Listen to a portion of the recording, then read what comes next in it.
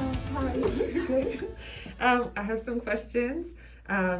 Please describe your favorite piece you've ever made and why is it your favorite? Oh, it's a hard one. I like everything that I'm working on at the moment. And then I like the next thing that I'm working on at the moment. But I would say one of my favorite pieces, the one the closest to my heart, is a portrait I did of my dog Simon, who's my little prince. And it was one of those moments where, because I wasn't doing the art for anyone else, it was very freeing. I had no pressure, I had no expectations. I really saw, I had so much freedom with the piece that I saw my skill level take a major jump. And so it's kind of that, like that was the gateway to the next level, where I just learned a lot about my style and the style that I want to go after. And so for watercolor painting, it was definitely a clear whoop. And so I really appreciate it. And it's because it's of Simon, so it's my favorite. Awesome.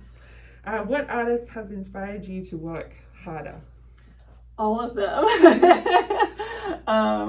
I know they say Instagram can be bad for your mental health, especially as an artist, because it's so hard to not compare yourself to other artists, but I see just such amazing work, and most of it just is so inspiring. Like, I want to get in the studio, I want to replicate that process, or I want to try that style and see, or like a master study, I want to copy that piece exactly so I can learn from it. So all of them. Awesome. If you could choose another media to work in, what would it be and why? I think it would be ceramics. I've always really wanted to play with ceramics, but in college, the ceramics class, I don't know if I just didn't gel with my professor or the environment. It felt overwhelming, and I don't know, I just didn't take to it, and my pieces never really worked, and the glazes never worked, and I just kind of went with painting instead. Where do you struggle most with your work? I would have to say that with encaustics, it's focusing on one line, like one idea. Because it's such a three-dimensional, the wax, you can mold it, you can scrape it, you can melt it, you can work with it kind of cold, and you can layer it, and you can do so much. It's been hard for me to focus on just one kind of idea and follow that idea all the way through. I've got like a bottle of ink over here, and I've got some crepe paper here, and I'm just doing too much. It's too staticky, so I'm trying to find one line and follow it to the end. How has your practice changed during the residency? Definitely a lot more scheduled. I've got my social media scheduled. I've got my studio time scheduled. I have a whole, I know when I eat lunch now. It's not just when I get hungry. I'm a lot more regimented about my time in the studio and the time I spend promoting my business, and a lot more, it's more like, I don't want to say a job because nobody likes their job, but I love doing this, but it's definitely a lot more scheduled and a little tightened down. Cool. Awesome. And where would you like your art business to be in the next 5 years? Or where you see yourself in 2025?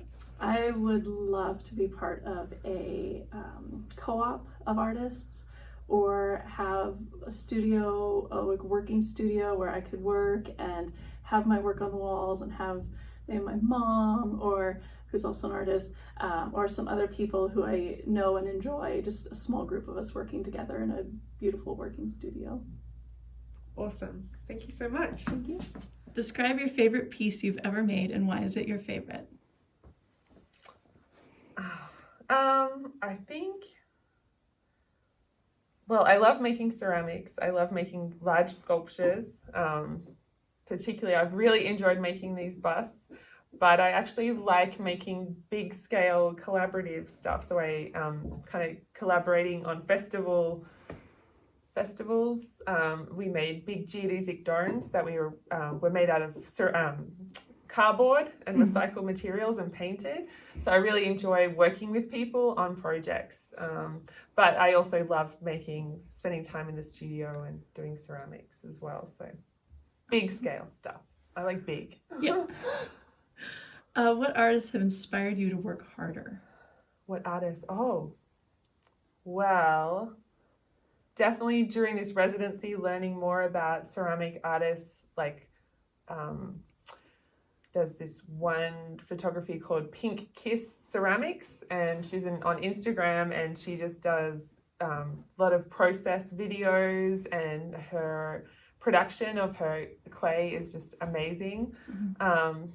She's kind of inspiring me to be more tech savvy and using social media to talk more, get out there. Yeah. If you could choose another media to work in, what would it be and why? Oh, that's a good one. I love painting, and I've always done bits of painting since. But I would love to do better at painting, or somehow incorporate ceramics and painting together. It would be kind of interesting. Where do you struggle most in your work?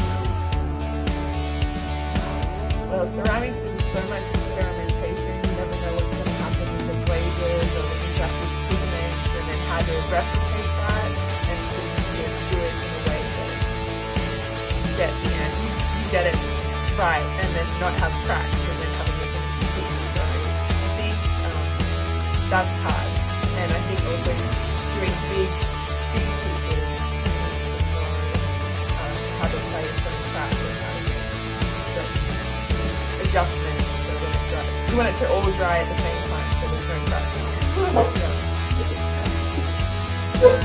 How has your practice changed during residency? I'd have to say just having a studio solid and being more strict about the days that I'm going to be being in the studio, and I have like 8 hours to pump it out has actually been really good for me. And it's kind of changed in that way because I have kids at home. I can only do certain things, like do it hard and so much. Where would you like your art business to be in 5 years? Or what would you like to accomplish by 2020?